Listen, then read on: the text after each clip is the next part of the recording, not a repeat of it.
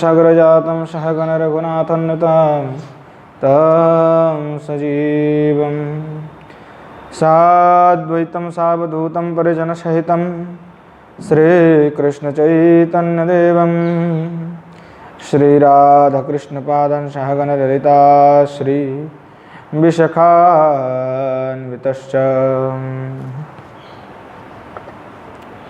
आजानुलम्बितभुजौ कनकावदातौ संकीर्तनैकपितरौ कमलायताक्षौ विश्वम्भरौ द्विजभरौ युगधर्मपालौ वन्दे जगत्प्रियकरौ करुणावतारौ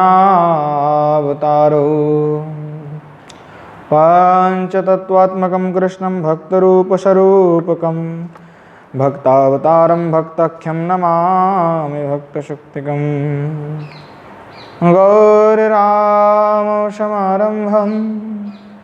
ईश्वरीणां च मध्यमाम् अस्मदाचार्यपर्यन्तं वन्दे गुरुपरम्पराम् वंशी विभूषितकरान्नवनीरदाभात् पीताम्बरधरोनबिम्बफलाधरुष्ठात् पूर्णेन्दुसुन्दरमुखादरविन्दनेत्रात् कृष्णात् परं किमपि तत्त्वमहं न जाने विद्युल्लताभिलसितानुपमाङ्गकान्तिं वैदग्ध्यकारुण्यरसाप्लुतपद्मनेत्रम् बृन्दावननवनिकुञ्जरसैकतृष्णां राधां विना किमपि तत्त्वमहं न जाने श्रीमद्भागवतं नौमि यस्य गोष्ठप्रसादतः अजिगतानपि जानाति सर्वगमानपि वृषारूढममाकन्तं सोममीशं सदाशिवं हरिनामरसन्मत्तं नौमि गोपीश्वरं हरं श्रीरूपं साग्रजं वन्दे रघुनाथं कृपामयं श्रीजीवं भट्टयोगं च सजना सुखदायकम् येषां सहजस्निग्धानां पादरेणुमभीक्ष्णसा सर्वविघ्नविनाशाय शिरसा धारयाम्यहम् वृन्दायै तुलसीदेव्यै प्रियायै केशवस्य च कृष्णभक्तिप्रदे देवी सत्यवत्यै नमो नमः नारायणं नमस्कृत्य नरं चैव नरोत्तमं देवीं सरस्वतीं व्यासं ततो जयमुदीरये वाञ्छकल्पतरुभ्यश्च कृपासिन्धुभ्यैव च पतितानां पावनेभ्यो वैष्णवेभ्यो नमो नमः हरे कृष्ण कृष्ण कृष्ण हरे हरे हरे राम राम राम हरे हरे श्रीमन महाप्रभु की जय श्री युगल सरकार की जय श्री गिरिंद्र बिहारी भगवान की जय। श्रीमन महाप्रभु के अनुकंपा कृपा कटाक्ष से हम सभी नित्य प्रति सत्संग में श्रीमती किशोरी जी के विषय पर आस्वादन कर रहे हैं और वह साधक को किस प्रकार से साधन करना चाहिए उसका भी निर्णय, उसका भी आस्वादन हम सभी कर रहे हैं। पूर्व में यह प्रसंग चल रहा था कि जो है विप्रलंब जो है वियोग जो है वह सर्वश्रेष्ठ है। और श्रीमती किशोरी जी भी कहते हैं वियोग से बढ़कर के कुछ नहीं है, वियोग में ही आनंद है। अर्थात किसी भक्त ने कहा था कि विप्रलंब भजन तीव्र ताप से संतप्त होकर मृत्यु की गोद में जाकर विश्राम पाने की जो कामना है, ये क्या है? पलायन है, अपने जीवन से पलायन है। तो प्रभु से प्राप्ति भले हमारा नहीं हो रहा है, पर आशा छोड़नी नहीं है, भजन छोड़ना नहीं है, पलायन नहीं करना है, डांट के रहना है। क्योंकि तीव्र ताप से के साथ उत्पन्न हुई जो उत्कंठा है वही प्रभु को मिला देगा। तो उत्कंठा आवश्यक है, उत्कंठा चाहिए, उत्कंठा से ही सब कुछ होता है। भजन की उत्कंठा कभी कम होना नहीं चाहिए। अगर कोई भजन करता है और उसका उत्कंठा कम हो रहा है तो मतलब भजन नहीं हो रहा है। भजन चाहे हम कितना भी कर ले, उसमें उत्कंठा बढ़ेगा, तीव्रता बढ़ेगा, उत्कंठा इतना बढ़ जाएगा वह मानो हो ही नहीं रहा है। हमने जितना किया था वो कम था, हमें और भी करना चाहिए। प्रेमानंद भक्ति शास्त्री ब्रज की माधुपुरी ग्रंथ में लिखते हैं कि उत्कंठा कैसे होता है कि जितना भजन होता है उतना उत्कंठा बढ़ जाता है और तृप्ति उतना घटते जाता है। अर्थात हम चाहे कितनी भी भगवत भजन भगवत प्रेम क्यों ना कर ले, हमें तृप्ति नहीं हो सकता। और क्योंकि तृप्ति हो जाएगा तो उत्कंठा नष्ट हो जाएगा। तृप्ति का अर्थ क्या है कि पूर्णता प्राप्ति, सुख प्राप्ति। अगर कोई किसी को प्यास लगता है, अगर वो जल पीता है और वो तृप्त हो गया तो वो जल नहीं पिएगा, क्योंकि उसको तृप्ति हो गया। उसको जल की प्यास तो था, पर उसने जैसे जल पी लिया वो तृप्ति उसका नाश हो गया तुरंत। पर साधक और भक्ति और भजन में ये नहीं होता है। भजन में क्या होता है, ये कोई ऐसा प्यास नहीं जो कभी खत्म हो जाए, ना खत्म होने वाले प्यास है। और अब प्रभु से आप जितना प्रेम करोगे उतना तृप्ति होगी आपकी। पर तृप्ति होगा परंतु उत्कंठा भी बढ़ेगा। मतलब पूर्णता तृप्ति आपको कभी नहीं मिलेगा। अगर आप पूर्ण तृप्ति हो गया उसका मतलब आपका उत्कंठा समाप्त हो जाएगा। इसीलिए साधक कहते हैं, आचार्यों का कथन है, महाजनों का कथन है कि जितने भजन होता है तृप्ति तो होता नहीं, उत्कंठा जितना बढ़ता है भजन की तृप्ति उतना घट जाता है। अगर हमने आज 16 माला किया, हम तो तृप्ति हो गए, उससे काम नहीं होगा। आपको और उत्कंठा होगा कि आज 16 माला किया था तो काल और भी 2 ज़्यादा करेंगे। क्या हुआ? उत्कंठा हो गया। आपका तृप्त नहीं हुए। आप तृप्ति का तात्पर्य है कि रुक जाना। भगवत प्रेम में कोई तृप्ति नहीं होनी चाहिए, वहाँ पूर्ण तृप्ति नहीं हो सकता, क्योंकि वो ऐसा महासमुद्र है और ऐसा रस सिंधु है जिससे आप जितना भी पियो वहाँ पीने की इच्छा आपको बढ़ता जाएगा और वो ना खत्म होने वाला है।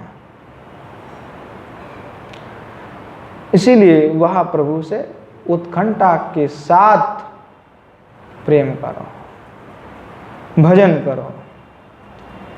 और प्रिया प्रियतम में जो अभेद है वे दोनों अभिन्न हैं।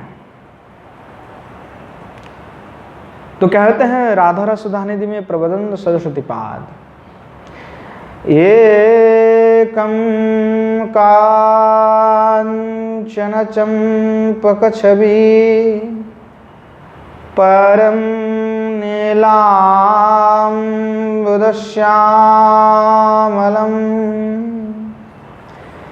कंदोरपोत्तरलं तथैकमपरं नैवानुकूलं बहिः किंचैकं बहुमान भंगीरसवत्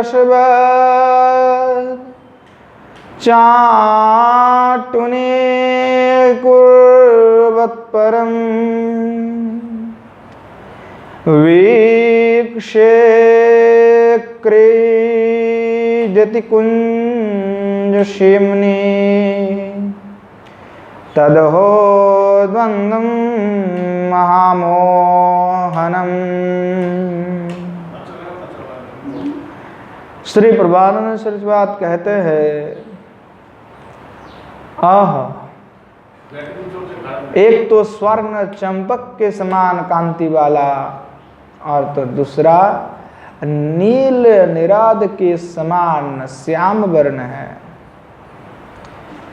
एक काम से अत्यंत चंचल है बाहर और दूसरा बाहर से अनुकूल नहीं, प्रतिकूल है। एक तो बहुत प्रकार की मान परिपाटी से पूर्ण है, तो दूसरा प्रेम से अनुनय विनय करने वाला। इस प्रकार महामोहित करने वाला बहु युगल रसिक निकुंज प्रांत में क्रीड़ा कर रहे हैं।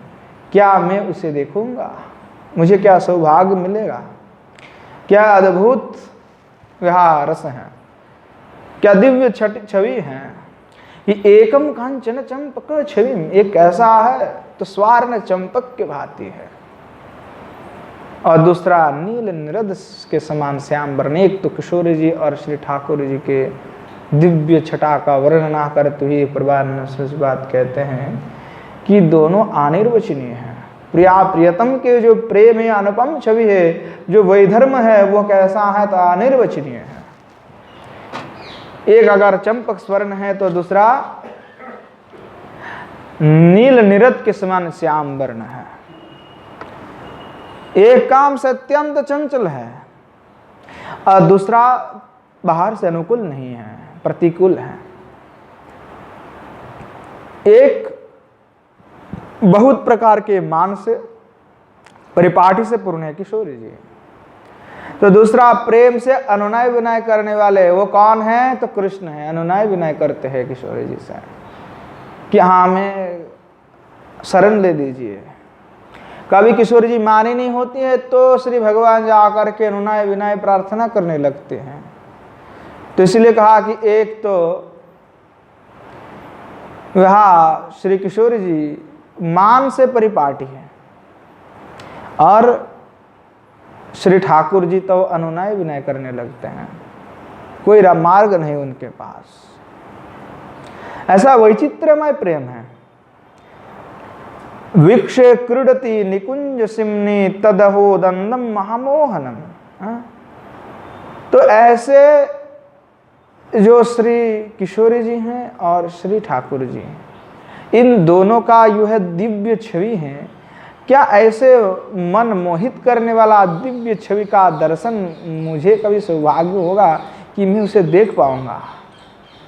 क्या मुझे ऐसा सौभाग्य मिलेगा? प्रभुपाद सरस्वती बात कहते हैं और भी कहते हैं कि एक की छवि क्या है, तब तो सोने जैसे अतः स्वर्ण से दीप्त हैं। कोटि कोटि जो है तड़ित छवि श्री अंग में है। दूसरा के छवि क्या है, नीलांबुद श्याम है। अगर हम इस प्रकार समझ लेते तो वो पर्याप्त नहीं होता उदाहरण, और उसको समझने के लिए आवश्यकता क्या है, निधिध्यान। निधिध्यान आसन की आवश्यकता तात्पर्य की हृदय में धारण करना। उनको निधि ध्यान आसन से निरंतर जो है रट से जो है रट शब्द के अनुसार जो होता है कि वस्तु में अर्थात मन जो है स्थिर हो जाना, प्रस्फुरित हो जाना, तो मन को भगवान में लगा देना, उनमें अपने हृदय को बैठा देना। वेदांत में शब्दानुविद्ध और दृश्यानुविद्ध समाधि का भी वर्णन है। एक तो हो गया शब्दानु, शब्द के परे शब्दों को जान करके उस पर ध्यान लगा देना, और एक है जो दृश्यानुविद, जिनको देखा उस पर हृदय को नौछावर कर देना। सरस्वती रहस्य उपनिषद में कहा गया है कि स्वाविकल्प और निर्विकल्प भेद से दो तरह की समाधि होते हैं। तो हृदय में अथवा बाहर इसका अभ्यास अवश्य करना आवश्यक है।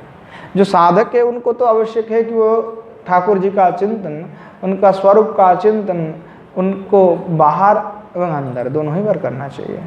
बाहर जो श्री विग्रह रूप में हमारा दर्शन हो रहा है उनका दर्शन आवश्यक है, और हृदय में राख करके प्रभु का जो द्रवीभूत कर लेना है और बार बार उनका दर्शन हृदय पे ही करना है, वो भी करना है। और जो सविकल्पक है वह दृश्यानुविद और शब्दानुविद भेद से दो प्रकार के हैं। तो दृश्य के योग से दृश्यमान जो दिख रहा है उससे करना है, और शब्दानुबद्ध से जो शब्द के द्वारा हमने लीला का श्रवण किया और उनको द्वारा श्री प्रभु का जो चित्र हमारे हृदय में अंकित हो गया उसका स्मरण करना। तो वहाँ बार बार प्रभु का चिंतन जो है आपने हृदय पे करना चाहिए। हृदय में चिंतन नहीं होगा, मनन नहीं होगा, तब तक कुछ काम नहीं बनेगा। अगर उनकी छवि हमारे हृदय पे नहीं छप गया तब तक तो कोई काम नहीं हो रहा है। छप जाना चाहिए हृदय पे, स्थिर हो जाना चाहिए।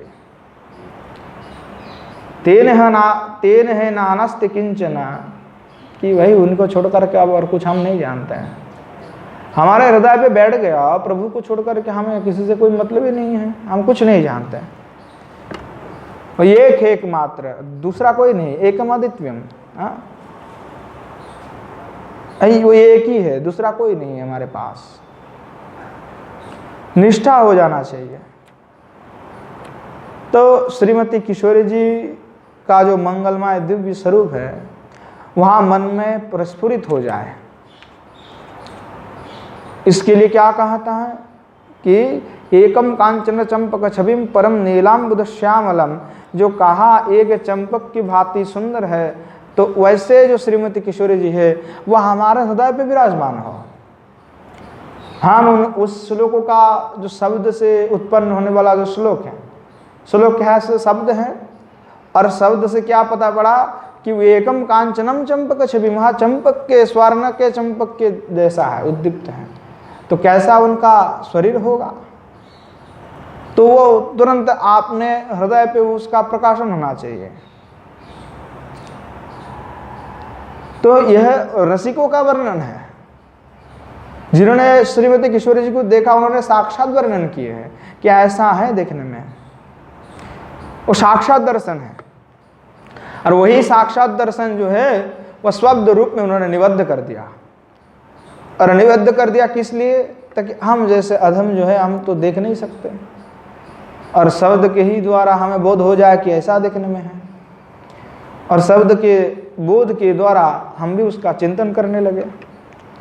चिंतन अगर बैठ जाता है तब तो बहुत सब कुछ संभव हो जाएगा। तो इसलिए चिंतन की आवश्यकता है। तो ये क्या समाधि लगेगा, जो ध्यान होगा शब्दानुविद्ध जो है, शास्त्र क्या है, श्लोक से, श्लोक है, शब्द है, तो शब्द के द्वारा हम गम्य हो रहा है। तो उसी जो है तत्व जो है, दोनों परम तत्व है, उन दोनों में मन लगाना है, तो शब्द के द्वारा। तो कृष्णचंद्र में श्रीमती किशोरी जी का जो संप्रज्ञात्मक विप्रज्ञात्मक उद्बुद्ध उद्वेलित उभय विदु श्रृंगार रस का महासमुद्र है, उससे जो आविर्भूत जो निष्कलंक निर्बद्ध पूर्णचंद्र है, निर्मल, से कौन है, तो श्री ठाकुर जी है। और उसी प्रकार से श्री कृष्णचंद्र श्रीमती किशोरी जी में जो है जो भी है उससे उद्भुत होने वाला श्री कृष्ण है, और कृष्णचंद्र में जो उद्भुत होने वाला है वो किशोरी जी हैं।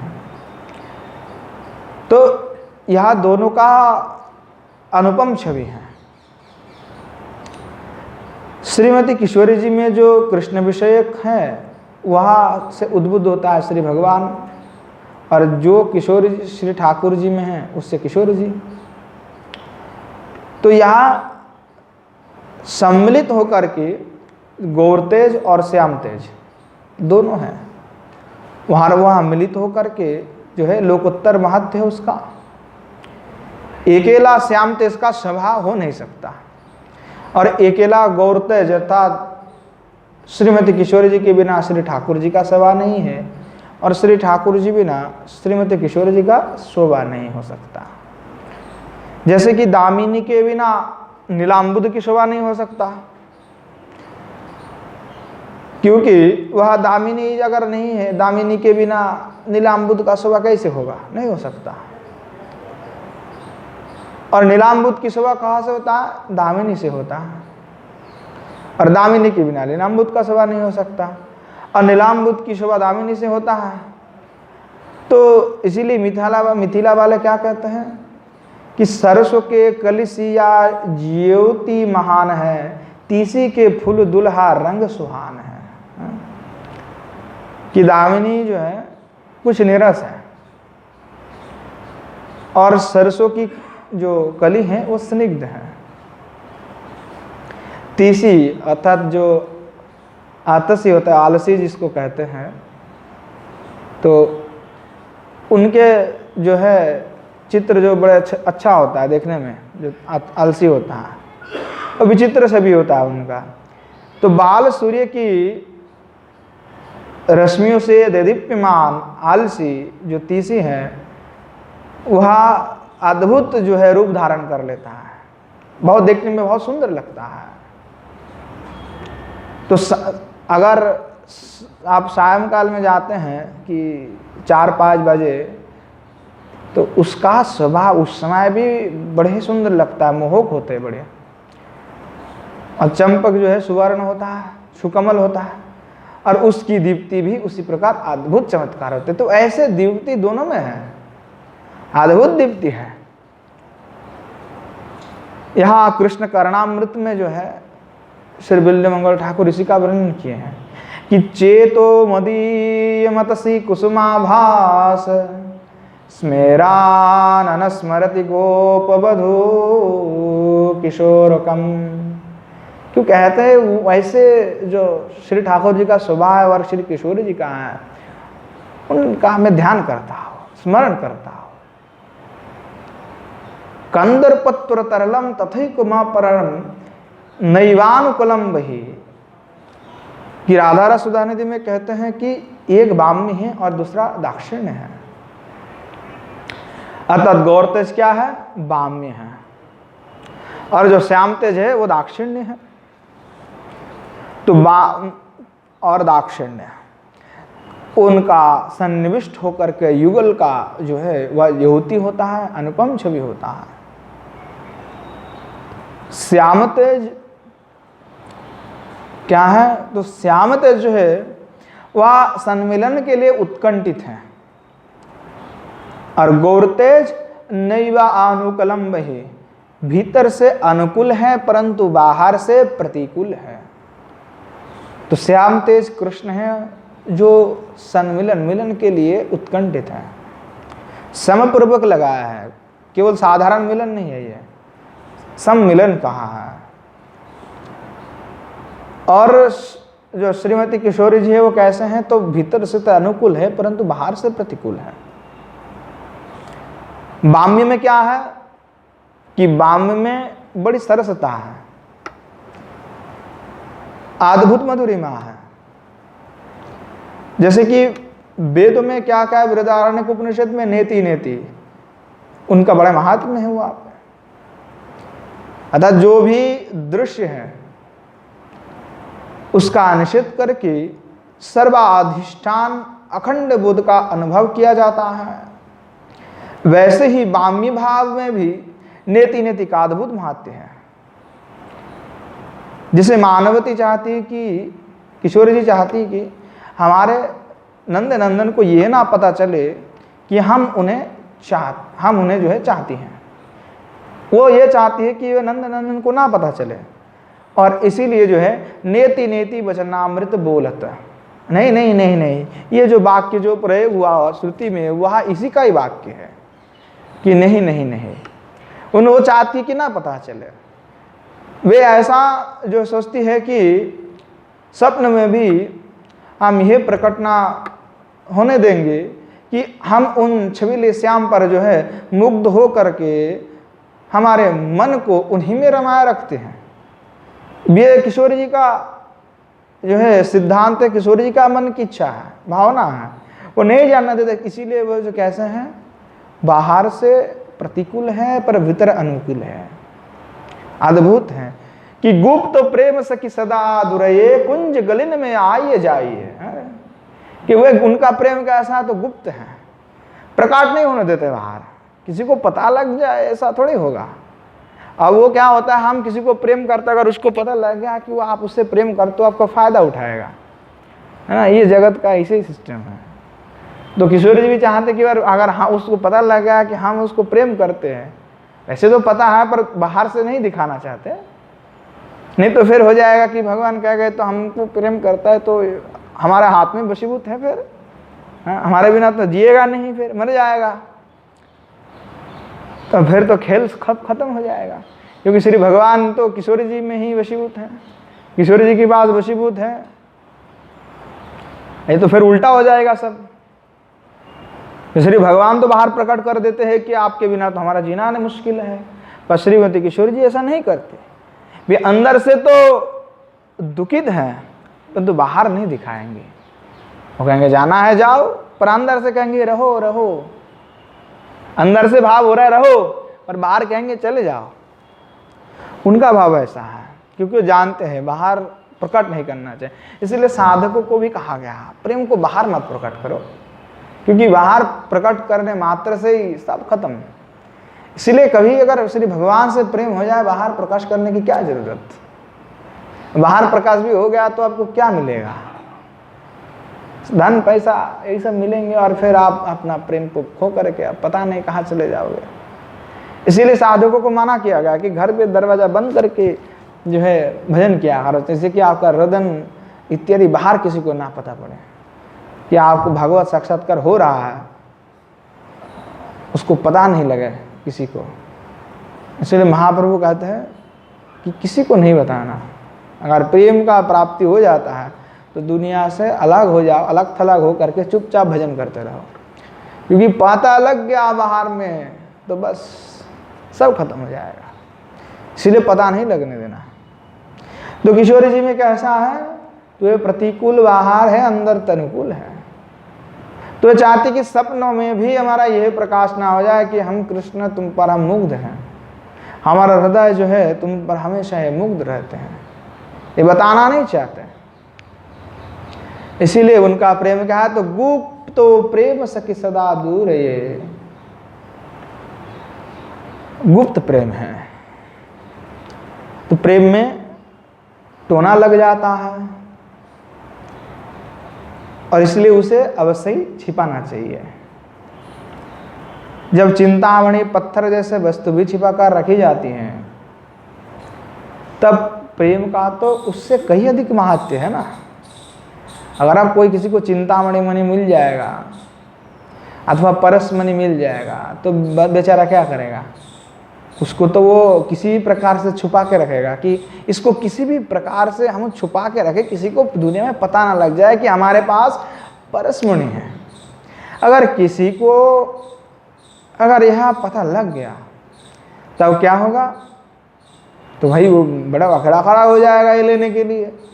लोग उमड़ जाएंगे कि भाई हमको दे दो, ये एक परसमणि के लिए पता नहीं लड़ाई हो जाएगा, युद्ध हो जाएगा। तो लोग उसको छुपा के रखते हैं क्योंकि वो बहुत महत्व है, उसका महत्व बहुत अधिक है। इसी प्रकार प्रेम का महत्व क्या उससे कम है। भाई चिंतामणि क्या दे सकता है, आप जो चिंतन करोगे वही भोग्य द्रव्य दे देंगे। आप चाहते हो कि आप चिंतामणि हमें कृष्ण दे दो, तो क्या चिंतामणि आपको कृष्ण दे देगा? हाँ देगा, डुप्लीकेट बना के देगा। वह कृष्ण जो है वो उसको नहीं देगा, किसी दूसरे को ऐसे बना के दे देगा। तुमने कृष्ण मंगा तो हमने बना के दे दिया, पर वह जो साक्षात भगवान है क्या उसको दे सकता है? नहीं दे सकता। क्या किशोर जी का चरण प्राप्ति करा सकता है? नहीं करा सकता। क्या करेगा वो? इसलिए वह प्रेम एकमात्र साधन है जो भगवत चरण को पहुंचा सकते हैं, भगवत चरण को प्राप्ति करा सकता है। तो उसका महात्म्य इन समस्त विषयों से, चिंतामणि आदि से 8 सैकड़ों गुण ज्यादा है, अधिक महात्म उसका, अनेक अनेक अधिक महत्व है और अनेक अनेक जो महत्व है उनका। इसलिए उसको तो और भी छुपाना चाहिए, पर दुनिया में इसका उल्टा होता है। हम छुपाना नहीं चाहते, हम तो प्रकट करना चाहते। देखो प्रभु के प्रेम में हम इतने दीवाना हो गए हैं। अब फिर बड़े आ जाता है प्रपंच, तो दिखाना नहीं है जगत को। अगर प्रेम हो गया तो हो गया, पर वो दिखाना नहीं है बाहर। अगर बाहर अपने एक दिन रोया, अच्छा बस हो गया काम खत्म, फिर तो आपके लोग पीछे पड़ जाएंगे, दुनिया आपको पीछे पड़ जाएंगे कि इनके पास बहुत कुछ है, क्यों ना ले ली जाए इनसे, क्योंकि सब वही चाहते हैं और वो कोई सदुपयोग तो करेगा नहीं उसका। सब चाहते हैं उनसे हमें विषय प्राप्ति हो जाए। इसीलिए साधक और हमारे आचार्य सब कहते कि प्रेम को छुपा के रखो। ये प्रेम छुपाने की वस्तु है, प्रकाश करने की नहीं है। इसलिए उसका अधिक महत्व है, नहीं तो टोना लग जाएगा। इसीलिए छुपा उसको। इसीलिए किशोरी जी भी छुपाती हैं, क्योंकि पता ना लग जाए, पता लगना ही नहीं देना है। तो इसलिए कहा कि श्रीमती किशोरी जी का जो भाव है वो बाहर से तो भले ही प्रतिकूल दिखता है कि जगत को बोलो कि हमें कोई प्रेम प्रेम हमसे मतलब नहीं, हम कुछ जानते ही नहीं, क्या प्रेम प्रेम कर, हमको कुछ नहीं पता। ऐसा कहोगे तो आपके पास कोई नहीं भटकने वाले। अरे बहुत जानते हो, बहुत प्रेम की बात है, तब तो आपके पास बहुत उमड़ेंगे लोग, तो फिर आपकी भजन में बाधा होगा।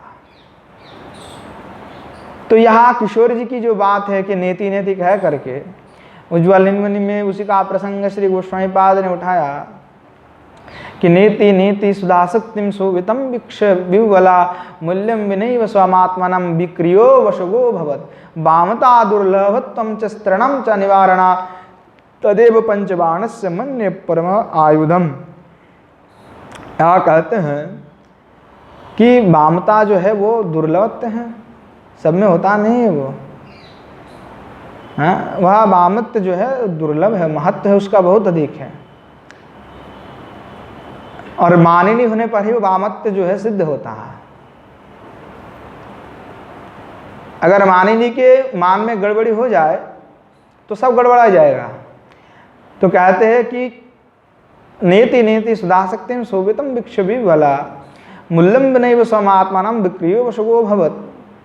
प्रेम है वह बहुत दुर्लभ है, इसीलिए उसको ऐसे प्रकट नहीं करेगा, उसको छुपा कर रखे। प्रेम धन है, गुप्त धन है। तो परस्पर जो सन्निविष्ट होकर के श्री राधा माधव रहते हैं,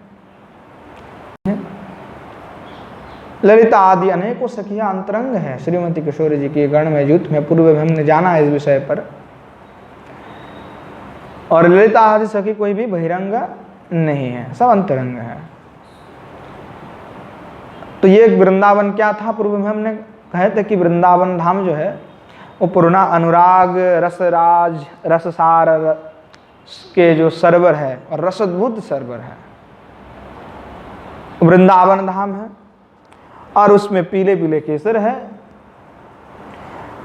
वह गौरांगी जो है गोपांगना है समिस्त, और केसर में जो पराग है वे ही श्री श्याम सुंदर मदन मोहन है, और पराग में जो मकरंद है वह श्री राधा रानी।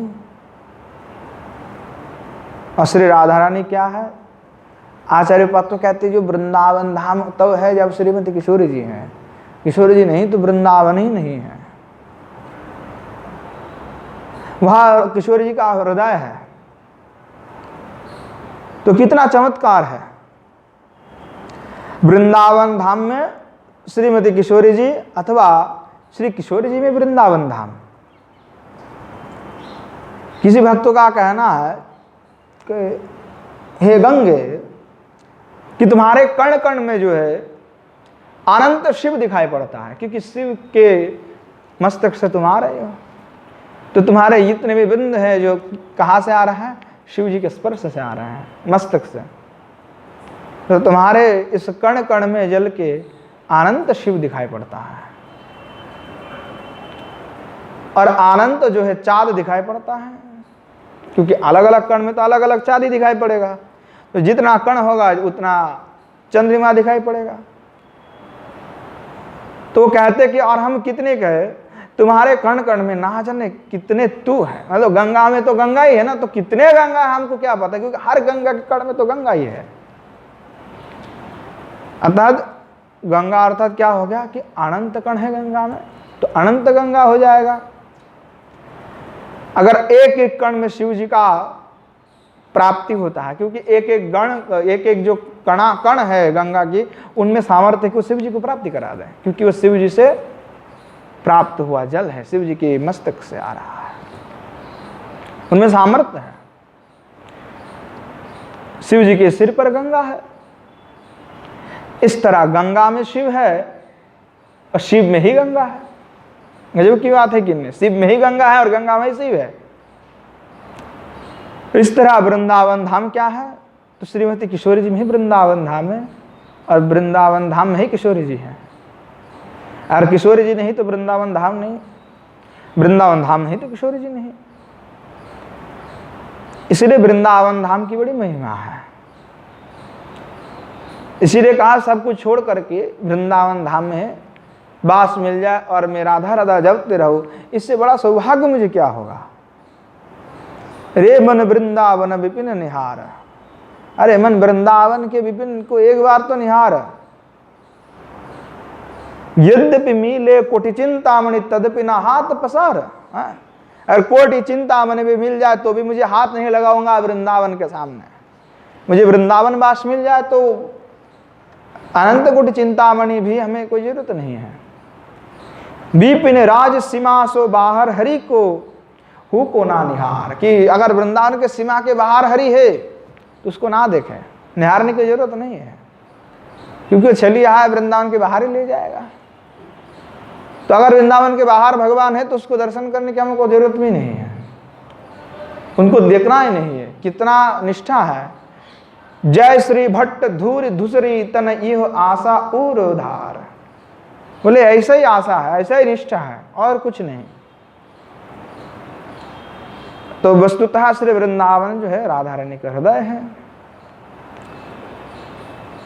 तो श्रीमती किशोरी जी के संबंध में राधा रस सुधानिधि में प्रबंध सरस्वतीवाद कहते हैं, गौरांग मद्रिमा स्मिते मधुरिमा नेत्रांचले द्राघिमा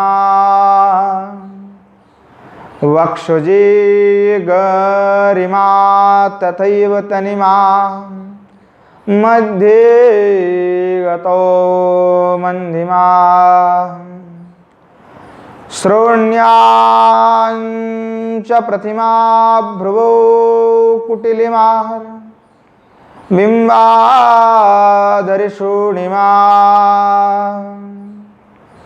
श्रीराध हृदिते रसेन जडिमा ध्यानस्तु मे गोचरः। श्री प्रभानंद सरस्वतीपाद कहते हैं कि हे श्री राधे, आपकी गौरांग, आपकी गौर अंग की मृदुलता, स्मिते मधुरिमा, मंदहास की माधुरी, नेत्रांचल द्राघिमा, और नेत्र प्रांत की जो क्या है विशालता, वक्षोजे गरिमा तथैव तनिमा मध्य गतो मंदिमा, कि उरोज की गुरुता, कटि प्रदेश की कृशता, चाल की मंदता, दंभ की स्थूलता, भ्रुकुटी की वक्रता, आधुर की लालिमा तथा आपके हृदय की रस की स्तब्धता, वह मेरे ध्यान का विषय हो। कि मैं ऐसे किशोरी जी जो है उनका दिव्य छवि का वर्णन करते हुए प्रभानंद सरस्वती बात कहते हैं कि मेरे ध्यान में आप ही गोचर हो। मैं चाहता हूं कि आपका ही मेरा ध्यान लग जाए। तो यहाँ श्रीमती किशोरी जी का ध्यान है। गौरश्याममयं तेजो युग्मकं क्रीडते मुदा वलद्यात्मकं नित्यं बन अस्मिन् उज्ज्वल रसे। हाँ, आनंद वृंदावन चंपू का श्लोक है। कहते हैं कि श्री वृंदावन धाम जो है वह उज्ज्वल रस है, और इसीलिए यह रस का प्राचुर्य किसी दूसरे कोई धाम उज्ज्वल रस प्रदाय नहीं है, इसीलिए वहां पे रस का समुद्र है। और उसमें गौर और श्याम तेज जो है दोनों विहार करते हैं। निखिल गुण वृंदावनम वृंदावन नाम वनम। वृंदावन क्या है? आनंद चंपू में कोई कर्णपुर गोस्वामी लिखते हैं कि निखिल गुण का जो धाम है वही वृंदावन है। वृंदावन का सकल गुण धाम वृंदावनम, सभी गुण का जो धाम है वह वृंदावन है।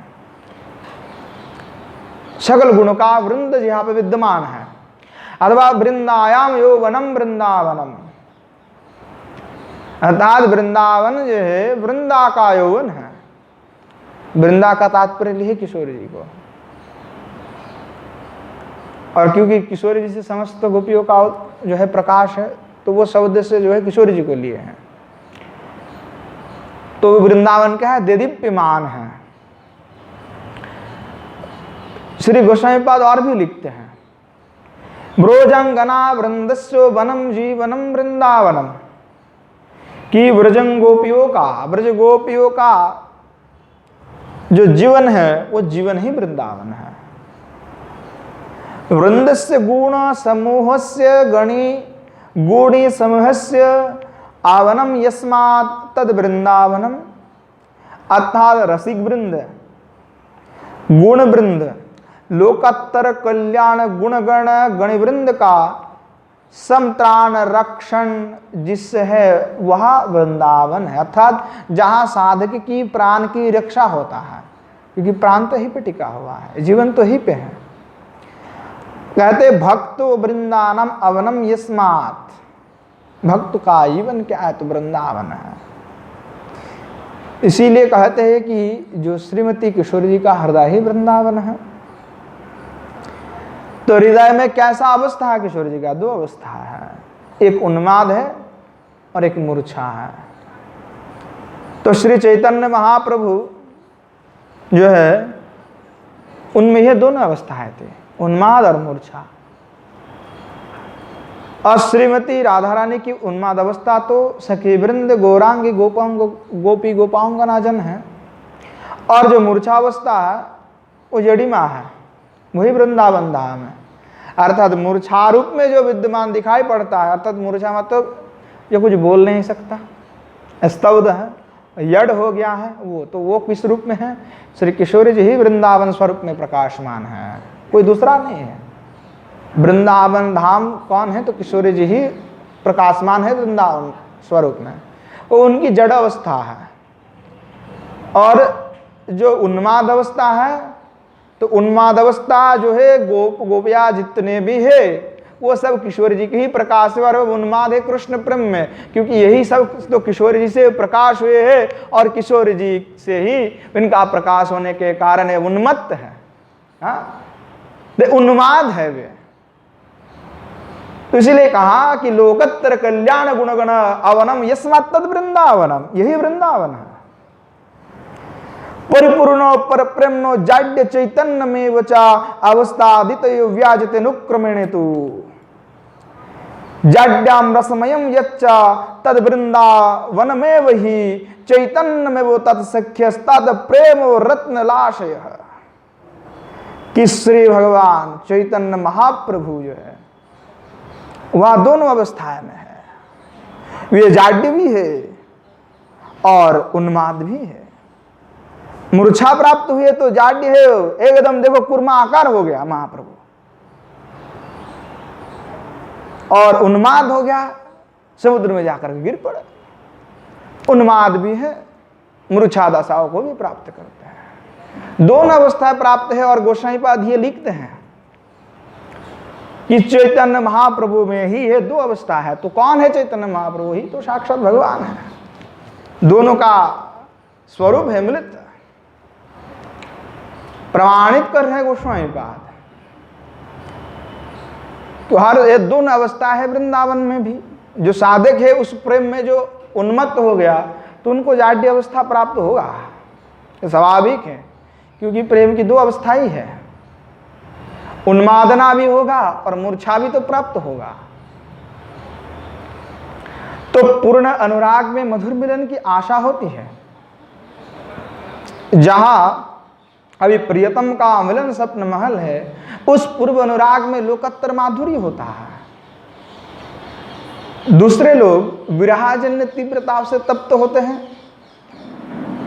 पूर्व अनुराग में तो जो सुख का अनुभव करते हैं, पर श्रीमती किशोरी जी जो है पूर्व अनुराग में ही उग्रताप का अनुभव करती है। श्रीमती किशोरी जी के विषय पे एक ग्रंथ है, पूर्व रागवती करके ग्रंथ है।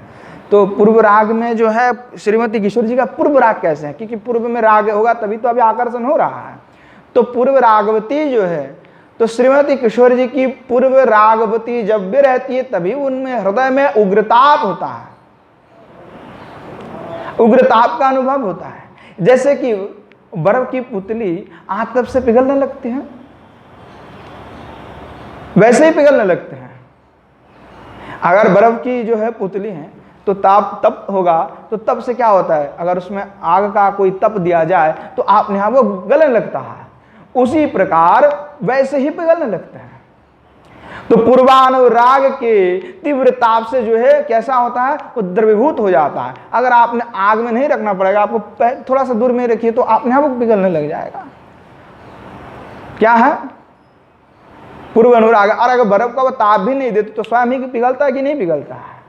बिना ताप देकर के भी पिघलेगा ना, और ताप लगाओगे तो बहुत जल्दी पिघलेगा। अगर ताप नहीं लगा तो भी तो पिघलेगा, क्योंकि बर्फ का पुतला है। तो श्रीमती किशोरी जी में भी ऐसी अवस्था है, वो ताप दोगे तो उग्र ताप हो जाएगा, अपने बहुत जल्दी पिघलेगा, और नहीं दोगे तो भी पिघलेगा। वो पूर्व अनुराग है, उनका प्रेम है। परंतु मिलने पर क्या होता है, लोक अपवाद होता है, इसलिए उस लोक अपवाद से वे डरते हैं। परंतु लोक अपवाद, उन्होंने तो लोक अपवाद का कोई डर वर तो दिखाई नहीं पड़ता है किशोरी जी में। हुआ से हुआ, कोई फर्क नहीं पड़ता उससे। गोपांगना ने तो इसीलिए वेद आदि सारे आर्यपत सब को त्याग दिया है, क्योंकि उनको कोई डर वर नहीं है इससे। तो एक कहावत है कि बलिहारी करो ब्रज में वसीबो, जाहे पानी में आग लगावे लुगाई।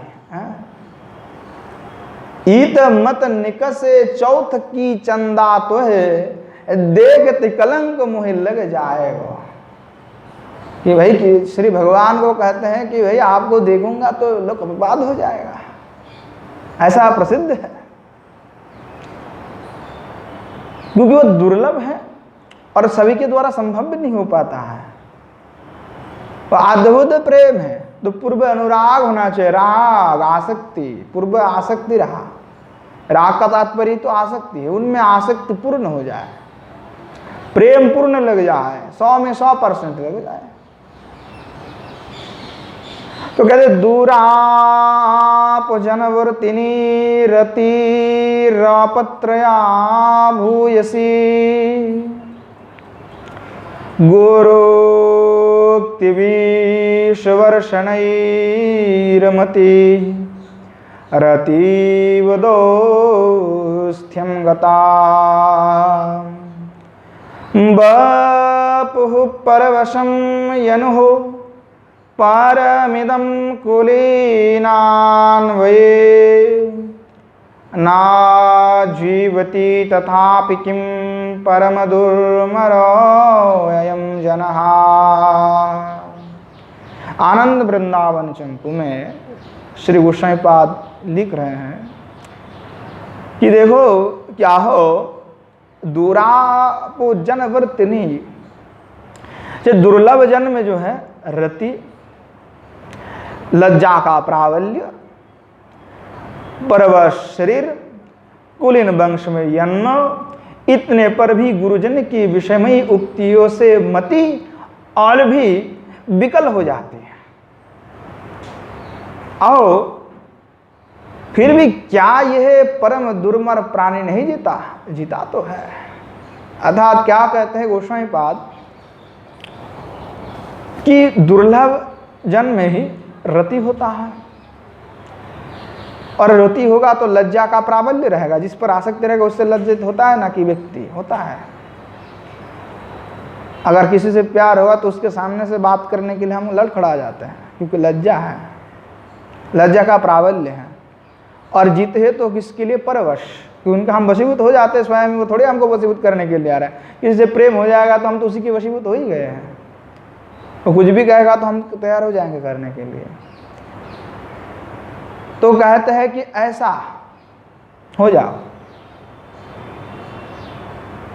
आपको भगवान से प्रेम करना है। और कैसे? तो पूर्णता रति के साथ, पूर्ण आसक्ति के साथ। और लज्जा का प्राबल्य का तात्पर्य का, अगर आप स्वयं को गोपी मानोगे तो लज्जा तो होगा ही, स्वाभाविक विषय है, संभव है। अब देखो कि देखो उच्च कल में भी आपका वंश में जन्म हो गया, कुलीन वंश में तो सभी का जन्म होता है। कुलीन का क्या होता था कि जो वंश में कोई भी अशास्त्रीय कार्य नहीं किया जाता है तो कुलीन है, पवित्र है। तो उसी वंश में सभी का जन्म है। थोड़े हम कुल का विरुद्ध में जाकर के कुलोद्धार कर देंगे, नहीं करेंगे। तो कुल का भी रक्षा करना है, मान। और फिर क्या होता है कि गुरुजन की कटुक्तियाँ भी होता है। गुरुजन लोग जो है कभी कभी तो विषमय वाणी भी कह देता है। कहता है कि नहीं कहता है गुरुजन? विषमय वाक्य नहीं कहता है। बहुत खाया जिसने जिंदगी में डांट फट कर, तो उनको पता होगा। और माताओं को तो अच्छे तरह से पता है। सास तो भाई विषमय ही वाक्य ही कहते हैं। पर एक बड़ा अच्छा बात है कि पहले सुन लेते फिर दोबारा उनको कहना भी पड़ता है भविष्य में। तो ये विषमय वाक्य कौन नहीं सुनता है? सबको सुनना पड़ता है। गुरुजन के मतलब थोड़े सामान्य जो हम में से जो बड़ा होगा सुनना पड़ेगा। विषमय वाक्य है। तो उसके बाद भी क्या हमारा मति विकल हो जाता है? क्या हम उस किसी चीज़ से हमें प्रेम है तो क्या हम छोड़ देंगे? और कोई हमको कुछ बोलेगा तो बोले ऐसा छोड़ना नहीं है, पकड़ के रखना है, विकल नहीं होता। कहते देखो क्या वो जो व्यक्ति है इतने विस्मय शब्द वाणी आदि को श्रवण करते, इतने कष्ट करने के बाद भी मर जाता है? नहीं, नहीं मरता, जीते तो है। किसी प्रकार से चाहे आपके जीवन में चाहे कितने भी तकलीफ क्यों ना हो, आपको वो जीने रहना है प्रभु के प्रेम में। क्योंकि आपका जीवन का उद्देश्य तो यही है कि भगवत प्राप्ति, और भगवत प्राप्ति के लिए सब कुछ आपको सहना पड़ेगा, चाहे बाधाएं हो, सब कुछ। वह प्रेम पूर्णतः करना है, तब बहुत आसान हो जाता है। तो ये श्री भगवान जो है किशोरी जी के साथ विराजमान है, तो कैसे अखंड रूप से विराजमान है। और तो इसीलिए अखंड रूप से जब वे विराजमान है, आपका प्रेम भी अखंड होना पड़ेगा। जैसे भगवान अनन्य है तो आपको भी अनन्य होना पड़ेगा। अगर उनके प्रेम अखंड है तो आपको भी अखंड प्रेम करना पड़ेगा, जो खंड नहीं है उसका कोई। और अखंड दोनों में क्या है? तो यह परकीय भाव है दोनों में।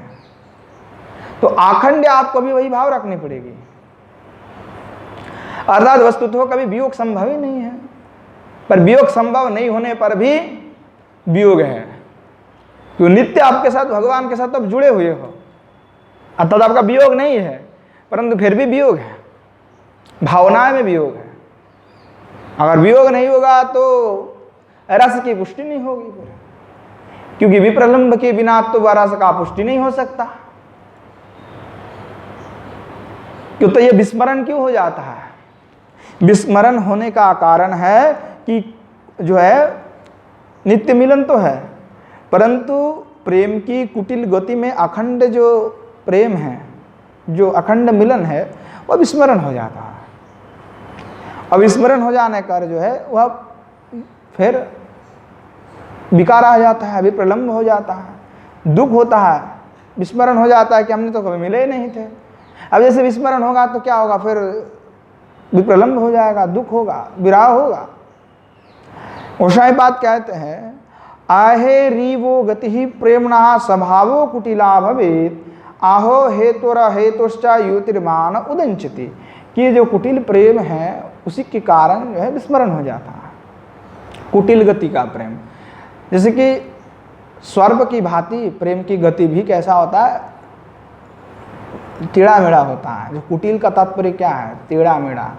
और प्रेम ऐसे ही होता है टेढ़ा मेढ़ा, तो कभी गम कभी दुख, कभी सुख है, कभी आनंद तो कभी वेदना, कभी मधुर बानी तो कभी कुटिल बानी, कभी रसालाप तो कभी दुख्यालाप, और कभी तो कड़वाहट, क्योंकि प्रेम ही है। जिसने किया है उसको अच्छे से पता होगा, जो करता है वही जानता है, और जिसने किया नहीं उसको कोई अनुभव नहीं होगा। और ऐसा कौन सा व्यक्ति है जिंदगी में प्रेम नहीं किया होगा? मैं अपने पत्नी से तो प्रेम करते ही हैं, तो कभी झगड़ा नहीं होता है क्या? होता है, कभी रसालाप भी होता है। तो ये क्या है, वो टेढ़े मेढ़े सीधे कभी नहीं चलने वाले, एक लय पे नहीं चलेगा वो। अगर एक लय पे चलेगा तो कोई आनंद ही नहीं है, फिर क्या है? तो वो टेढ़े मेढ़े चलता है सर्प के भांति। इसीलिए कहा कि प्रेम कुटिल है। तो भाई कितने बार सर्प चलते हैं, भाई कितने मोड़ लिए पता ही नहीं है, तो कितना भी याद रखे कि कौन से में कितने बार मोड़े थे। तो कुटिल तो है, वक्र से चलता है। अगर सांप यहाँ से थोड़ा सा दूर चलेगा तो उसको थोड़ा ही पता लगेगा भाई कितने बार हमने ऐसे ऐसे किए हैं, विस्मरण हो जाता है। तो एक कुटिल का भी ऐसा ही है, प्रेम भी ऐसा ही है। वो कुटिल होगा भी सीधा चलता ही नहीं, वो टेढ़ा मेढ़ा है, और मार्ग भी टेढ़ा मेढ़ा है, और तभी आनंद है। अगर सीधा चलेगा एक लय पर, कितने दिन भाई व्यक्ति मिठाई खाएगा? थोड़े खाया जाते, कभी खट्टा बड़ा होना चाहिए, कभी बड़ा तीखा मिर्च लगा के खाना चाहिए, तब जाकर के स्वाद आता है। सड़े रस का तो यही महत्व है कि एक ही रस कोई खाते रहेगा तो उसको भाई अच्छा ही नहीं लगेगा। तो ये भी ऐसा ही है प्रेम, कि उसमें होगा, उसमें मान होगा, उसमें परिणय होगा, उसमें कटुवाक्य भी होगा, कड़वाहट भी होगा, फिर मिष्टता आएगा, क्योंकि यही प्रेम है। जिंदगी में भी ऐसे ही आएगा। तो प्रभु को क्यों छोड़ना है? प्रभु को थोड़े छोड़ना है। तो यहाँ जो है प्रेम कुटिल होता है, इसलिए विस्मरण हो जाता है। अथवा अर्थात जो है हेतु की बात, हेतु के अभाव में भी नायक नायिका मान जो है उदय होता है। चाहे वो हेतु हो ना हो, उससे कोई फर्क नहीं पड़ता, वो सीधा चलेगा। सर्प क्या चाहता है कि मैं टेढ़े मेढ़ा ब्याह करके चलूँ? वो तो उसका पहले से स्वभाव है ना वो चलने वाला का। अब वो जितना भी चाहेगा मैं सीधा चलो, चल नहीं सकता ना सीधा करके, वो ऐसे ही चलेगा। तो वो क्या होता है कि कोई कारण हो ना हो, वो चलेगा तो वैसा ही, उसका कोई हेतु का जरूरत नहीं है कि उसको जल्दी भागना है तो वो सीधा चले जाएगा, अगर उसको धीरे चलना है तो वो बहुत धीरे धीरे चलेगा। ऐसा नहीं है, वो भागेगा वैसे ही भागेगा, क्योंकि उसका लय ऐसा है, और प्रेम का लय ऐसा ही होता है। अब क्या करोगे? तो वो चाहे कुछ हो कारण ना हो, वो मन में जो है उस करते ही रहता है, और उसके कारण जो है बिना हेतु के ही जो है नायक नायिका में मान का उदय होता है। और ये देखना हर प्रेम में, वास्तविक संसार में भी होता है, क्योंकि ये तो उठाए भी वही से हैं। उज्ज्वल में जो प्रमाण उठाया गोसाई पाद जो है वो श्रृंगार प्रकरण से उठाया है, और श्रृंगार प्रकरण में भी यही है, लौकिक दशा में भी यही होता है, भगवान में भी वैसा ही है। पर वो लौकिक बत तो नहीं है, क्योंकि लौकिक में तो प्रेम होता ही नहीं है। जब पूर्व दिन हमने तो कहे थे ना कि जी सनातन गोस्वामी वैष्णव तो सुनी में क्या कह रहा है कि यहाँ पे तो प्रेम होता ही नहीं है, क्योंकि लौकिक लीला में कैसे प्रेम हो सकता है? कि कोई तव रहित का तो प्रेम होता ही नहीं यहाँ पे, कि कोई तव रहितम प्रेमम न तिष्ठति मनुष्य लोके यदि भवति कस्य विरहो विरहे भवति स को जीवति। ये भाई कोई तव रहित जो निष्काम प्रेम है वो तो लौकिक में होता ही नहीं है। अगर मानो किसी का प्रेम हो गया, हमने मान लिया कि कोई किसी से बहुत कहता है कि हमने तुमसे बहुत प्रेम करते हैं, तो अगर ऐसा भी कहता है कोई भी, तो फिर क्या होगा? यदि हो भी जाए तो विरह कभी होगा नहीं। तो पर अब कह रहा है कि विरह के बिना तो पुष्टि होता नहीं प्रेम का, तो अगर विरह नहीं होगा तो प्रेम का पुष्टि नहीं होगा। अब फिर कहता है अगर विरह हो जाता है तो फिर विरह के बिना जीवन नहीं रहता है मनुष्य लोक में, तो मर जाएगा। तो यह तो लौकिक लोक में होना असंभव है, परंतु श्री ठाकुर जी में जो प्रेम है, राधा माधव में जो प्रेम है, वह अद्भुत प्रेम है, वह लौकिकवत नहीं है। जैसे यहाँ पे लौकिक है वैसा वहाँ पे नहीं है, अद्भुत है वो।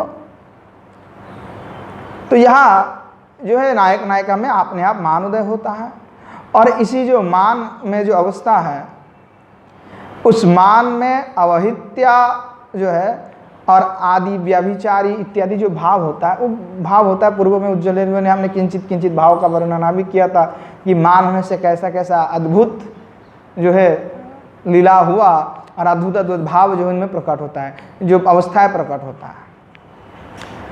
तो इसी जो कारण है कि निज सौभाग्यों को भूलकर तृण के सौभाग्य को देखकर उस पर मोहित होकर के कहने लगते हैं। गोपाल चंपू में ही उसका उदाहरण दे रहे हैं गोस्वामीपाद। अयि तड़ी तमसौ क्वानो किम तपहा कियो बहो कृतवत्यसि तद्वद यादि ममम्बुधरं हरिवक्षसा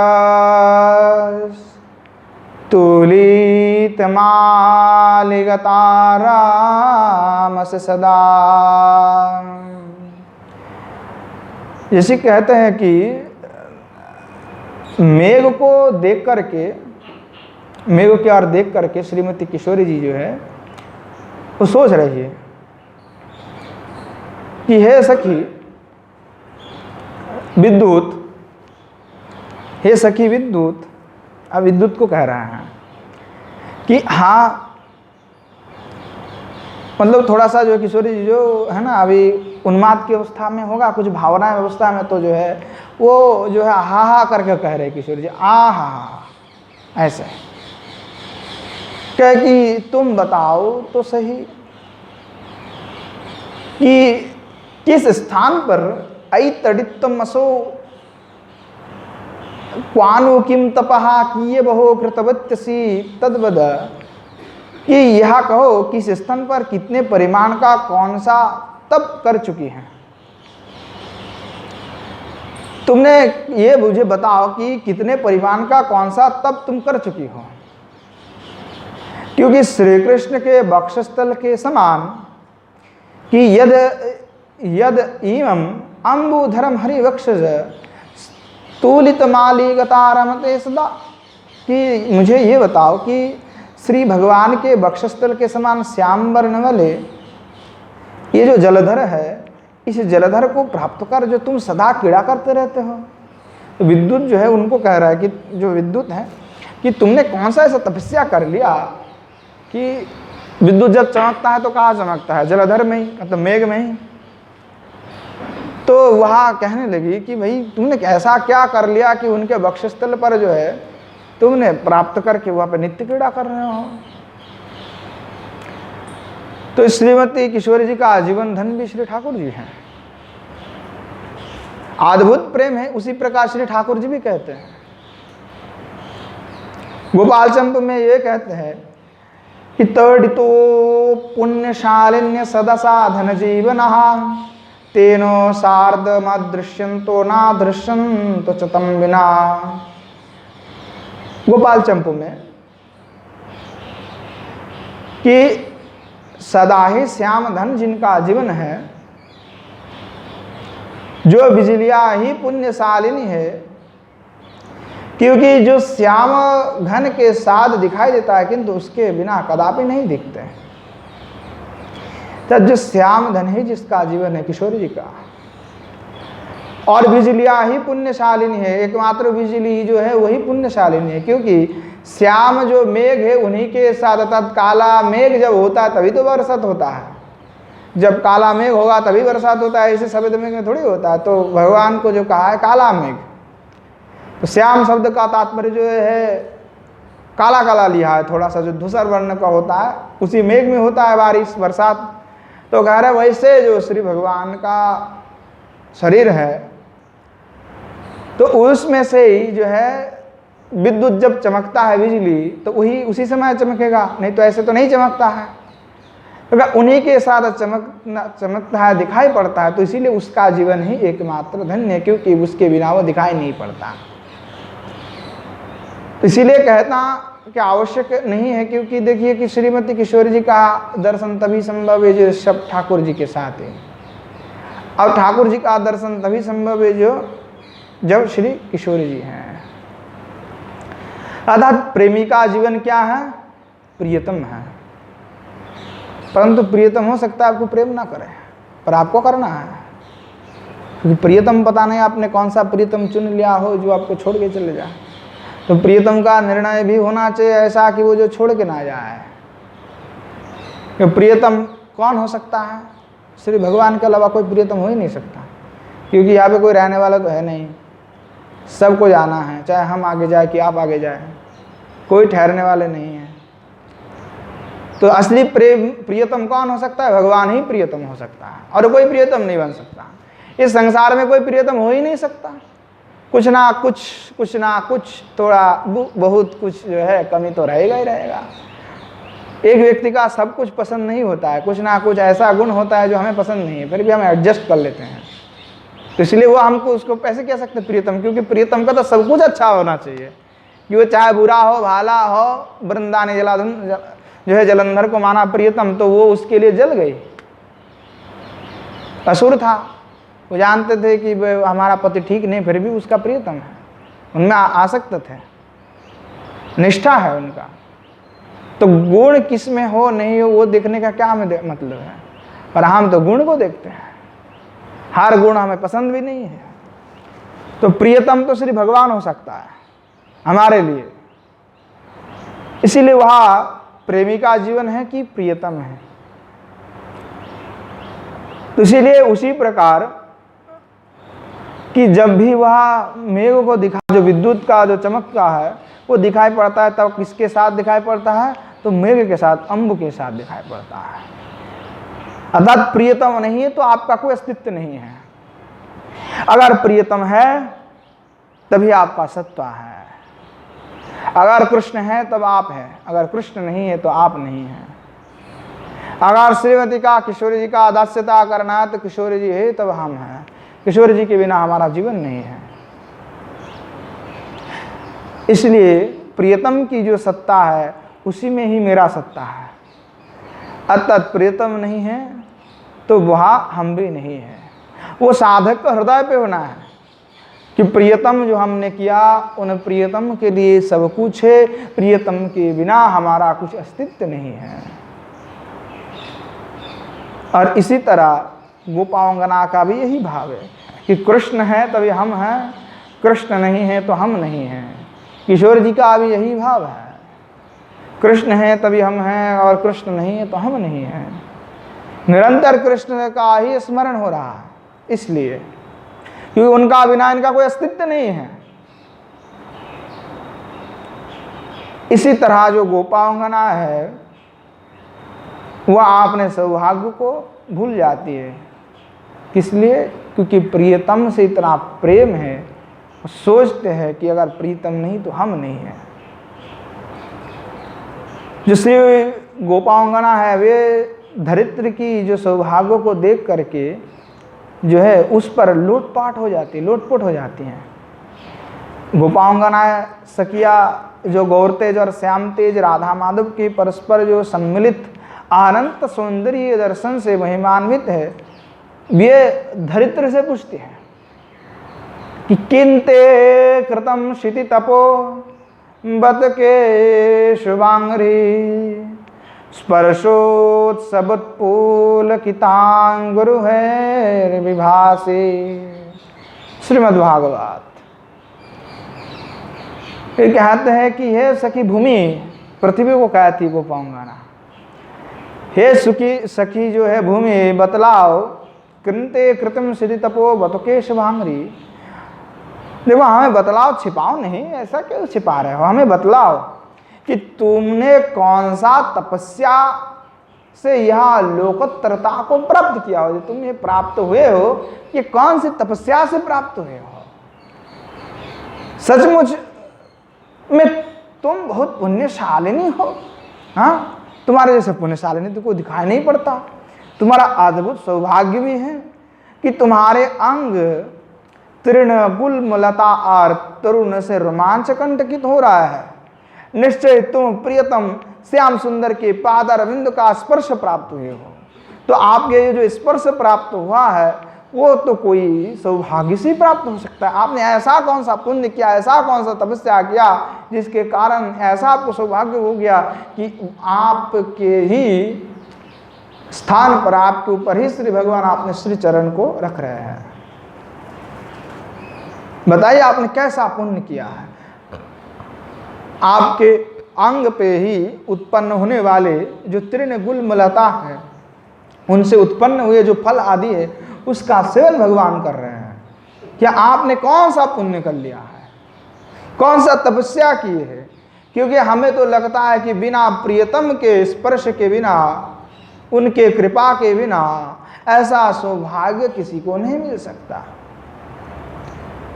तो यह जो है कहते हैं कि हमें तो ऐसा सौभाग्य नहीं प्राप्त हुआ, क्योंकि वो कहते हैं कि आपके श्री अंग में तो श्री भगवान अपना श्री चरणारविंद को रख करके चलता है, पर हमारा तो दुर्भाग्य है कि हम आपने वक्षस्थल पर भी उनका चरण धारण करने के लिए डरते हैं, कि हम डरते हैं। तो यह गोपियों का उत्कर्ष है प्रेम का। ये दूसरे को सौभाग्यवती मानती है। देखिए भूमि को आपने से सौभाग्य भी मानते हैं, और हम तो यही कहते हैं कि हमसे बड़ा कोई सौभाग्य नहीं है। सौभाग्य तो इन सभी का है, ब्रजधाम का है, ब्रज के वृक्ष का है कि श्री भगवान का नकशद भी उनको प्राप्त है। वह रज भी धन्य है कि जहाँ श्री भगवान का विचरण हो रहा है। तो गोपांगना कहती कि तुम बताओ केशव के मंगलमय जो चरण के स्पर्श तुमको प्राप्त हुआ और प्राप्त हो रहा है, कैसा तुमने तपस्या किया है, और बताओ कि तुमको कौन से तपस्या की प्रभाव से ये हुआ है।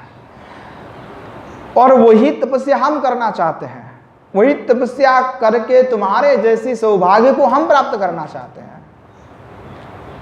जिस देश में, जिस काल में, जहां तुमने तपस्या की है, उस काल का, उस क्षण का, उस तिथि का, उस नक्षत्र का, उस स्थान का हमें बताओ, कैसे तुमने तप किया। वो सारे तप जो है हम करेंगे, क्योंकि हमें वो ऐसा सौभाग्य प्राप्त हो। ये गोपांगना की वाक्य है कि ऐसा हमें सौभाग्य प्राप्त हो जाए। तो धरती प्रत्युत्तर देता है। अब देती है उत्तर। धरती कहती है कि अरे गोपियों, सच में तुम जो है, तुम लोग जो है बहुत भोली भाली हो।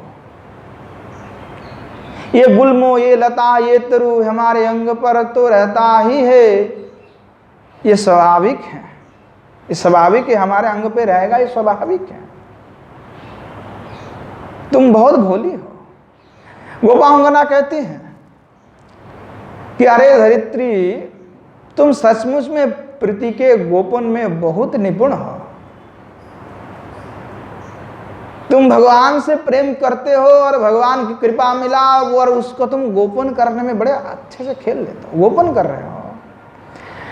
तभी तो वास्तवता को दुराना चाहते हो। तुम तो गोपन कर रहे हो, कौन से तपस्या से तुमने प्राप्त किया, तुमने ऐसा कौन सा कर्म किया, ऐसा क्या तुमने किया, पर वो तो तुम हमसे कहना ही नहीं चाहते हो। तुमका भगवान से तुमको कितना प्रेम है, वो प्रेम को तो तुम छुपाना चाह रही हो, और इस विषय पे जो है तुम निपुण भी हो।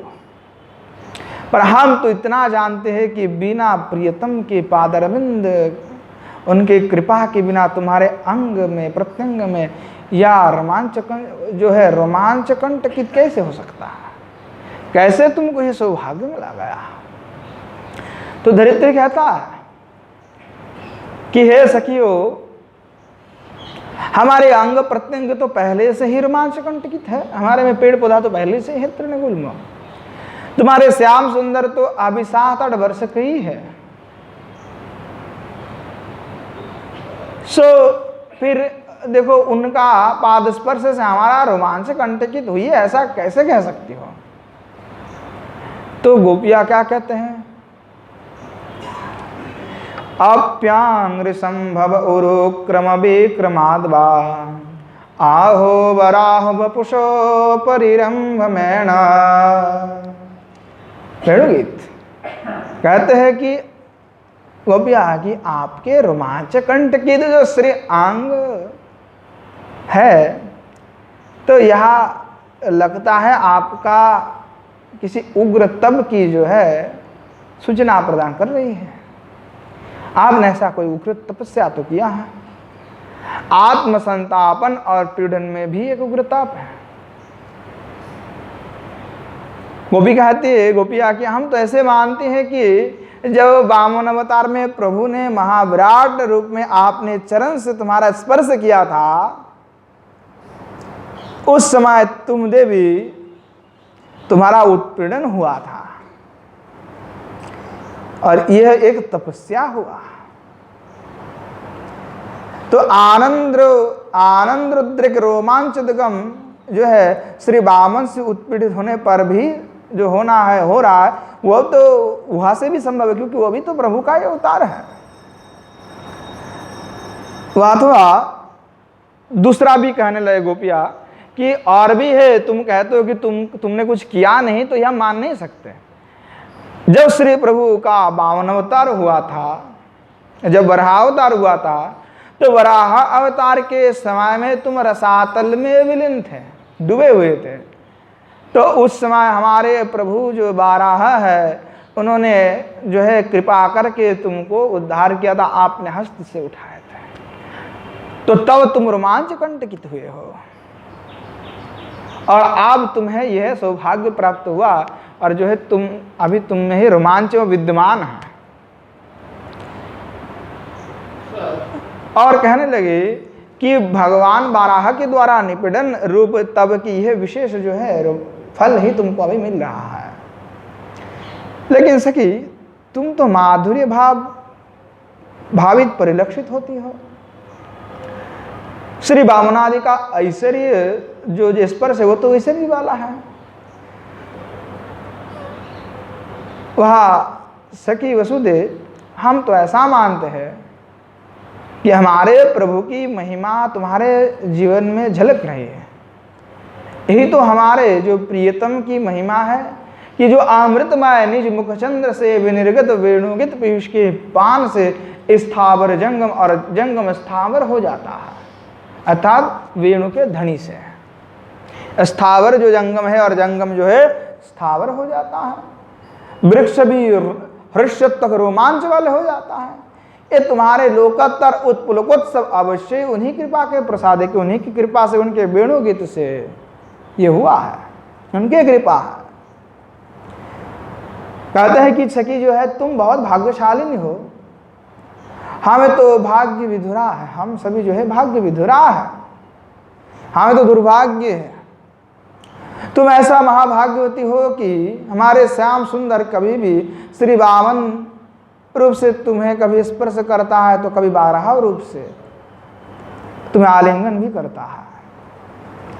और साक्षात कृष्णचंद्र यशोदानंदन आनंद कंद रूप से तुम्हारे साथ सदा संयुक्त है।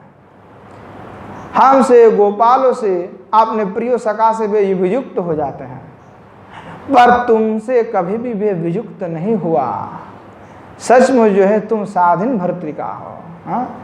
क्योंकि पृथ्वी से तो उनका कभी भगवान का वियोग होता ही नहीं है, हमेशा संयुक्त है भगवान अपना श्री चरण रख के। तो गोपिया जो कहते हैं कि आप के जैसा सौभाग्यवती तो है कोई और नहीं है पृथ्वी लोक पर। आप जो है साधिन भर्तृका, आपको तो कुछ भी करो भगवान आपसे कभी वियुक्त नहीं होता है। तो आप जैसा तो श्रेष्ठ भाग्य किसी का नहीं है। प्रार्थना मूलतः तो श्री किशोर जी का ही है, गोपांगना की जो वाक्य में ही कहा जा रहा है। मूलतः तो किशोर जी के ही मन की उद्गार जो है वो गोपियों में प्रवर्तित होता है और फिर गोपियों की श्री मुखारविंद से उसका विनिर्गमन होता है, क्योंकि किशोर जी के हृदय पे ही उस सब का प्रकाशन है और उनसे ही यह सब उद्गार निश्रित होता है, विनिर्गत होता है, स्थानांतर हो जाता है। तो मूल तो श्री किशोर जी हैं। इसलिए श्री भगवान से भी प्रेम की जो बात है कि अटूट प्रेम, जाड्य भाव, मूर्छा, वो तभी संभव है जब उससे अटूट प्रेम हो जाए, प्रेम का पूर्णत्व हो जाए। तो इसीलिए श्री भगवान से पूर्णता का साथ सब कुछ समर्पण के साथ प्रेम करना है, तब जा करके प्रेम सफल होगा। और प्रेम तो कुटिल है ही है, तो इसीलिए वो आपसे मान कर सकता है, आपको नहीं दर्शन दे रहा है, उससे दुखी होने की कोई आवश्यकता नहीं है। इतना विश्वास निष्ठा रखना है कि प्रभु एक दिन मिलेगा और वो एक दिन मिलेगा और फिर उस दिन आप स्वयं ही कहोगे कि हाँ हमारा भी मिला प्रभु हमको, तब आपको कोई डर नहीं रहेगा, कोई भय नहीं रहेगा, क्यों मिलेगा, यही तो विश्वास है। और विश्वास के साथ जो करेगा उनका अवश्य ही प्रभु मिलेगा। तो विश्वास के साथ अवश्य ही आपको आगे बढ़ना है। अगर विश्वास हो गया तो बस गजब हो गया, अगर विश्वास नहीं हुआ तो कुछ नहीं हुआ। अगर विश्वास है तो निष्ठा के साथ लगे रहिए, एक दिन सफल होंगे। सफलता अनिवार्य है, ये लिख के दे सकते हैं। प्रत्येक जीव को भगवत प्राप्ति होगा, इसका कोई खंडन नहीं कर सकता। हर जीव को एक दिन भगवत प्राप्ति होगा, पर उसका प्राप्ति का तारतम्य हो सकता है, प्राप्ति में अंतर हो सकता है, पर प्राप्ति तो सबका संभव है। महाप्रलय में सब जा करके भगवान में स्थित हो जाता है, वहां भी भगवान से मिलन है, पर उस मिलन में आनंद नहीं है, उस मिलन में रस नहीं है, उस मिलन का कोई अनुभव नहीं हो सकता। तो यह मिलने की तरीका अलग है। जैसे समुद्र में नमक है तो आप नमक थोड़ी खा सकते हैं, वह तो दाल चावल आदि के साथ ही अच्छा लगता है, बिना आप तो खा ही नहीं पाओगे, कितना खाओगे, संभव है क्या? तो यह प्राप्ति का तारतम्यता के विषय है। इसीलिए वह मधुर जो रस है उसकी प्राप्ति के लिए मधुर भाव के साथ उनका भजन करना आवश्यक है, तभी जाकर के वह रस प्राप्ति संभव है, उसके बिना संभव नहीं हो सकता। इसीलिए साधक को मन को एकाग्र करके प्रभु के चरण में लगा दे और कोई चिंता की बात नहीं, निश्वास रख करके केवल भजन करते रहें, अपना एक दिन प्रभु तो मिल ही जाएंगे। तो विश्वास के साथ जो भजन करता है उसको मिलता है। इसीलिए कहते हैं कि विश्वास में सब कुछ मिल सकता है, पर तर्क आदि करने पर, जो अविश्वास होने पर, अनिश्चित होने पर वह मिल नहीं सकता। इसीलिए विश्वास और प्रेम के साथ जो प्रभु का भजन करता है उनके लिए तो भगवान बहुत आसानी से मिल जाता है, सुलभ हो जाता है, सरल हो जाता है। अगर आप सरल हो गए तो भगवान सरल होगा। आप अगर एक कदम बढ़ाते हो तो भगवान 10 कदम आगे आएंगे। ये वो बंदा एक कदम आगे रहा, मैं उसके लिए 10 कदम आगे बढ़ के जा रहा हूँ, पर वो एक कदम ऐसा होना चाहिए कि डट के रहो, कि आप पीछे लौट के ना आ जाओ। अगर आप पीछे लौट करके आ जाते हो तो भगवान और 10 पैर पीछे चले जाएंगे। इसीलिए वो पीछे नहीं जाना, आपको आगे बढ़ना है और नियम आग्रह नहीं करना है। नियम का आग्रह जिसने जिंदगी में कर लिया उनका आगे बढ़ना संभव है। इसीलिए रूप गोस्वामी पाद ने कहा अत्याहार प्रयास प्रजल्प नियमाग्रह, वो नियमाग्रह को छोड़ना पड़ेगा। अगर वो है तो साधन में अग्रगति संभव नहीं है। इसीलिए उसको छोड़ करके केवल साधकों को एकाग्र निष्ठित होकर के आगे बढ़ते रहना है, डांट के रहना है। इसी प्रकार साधक निरंतर भजन करेगा तो अवश्य प्रभु को उनको मिल ही जाएगा, इसमें कोई संदेह की बात नहीं है। आज समय हो गया है, आगे हम लोग का और भी आस्वादन जो हो रहा है उसी क्रम से हम लोग आस्वादन करेंगे। आज यहीं पे विश्राम देते हैं। जय जय श्री राधेश्याम निताय गौर हरि बोल। श्रीमन महाप्रभु की जय, श्रीमन महाप्रभु के समस्त पार्षद वृंद की जय, श्री नवद्वीप धाम की जय, श्री युगल सरकार की जय, श्री गिरिंद्र बिहारी भगवान की जय, श्री गिरिराज गोवर्धन की जय, श्री यमुना मैया की जय, श्री वृंदावन धाम की जय, श्री कृपा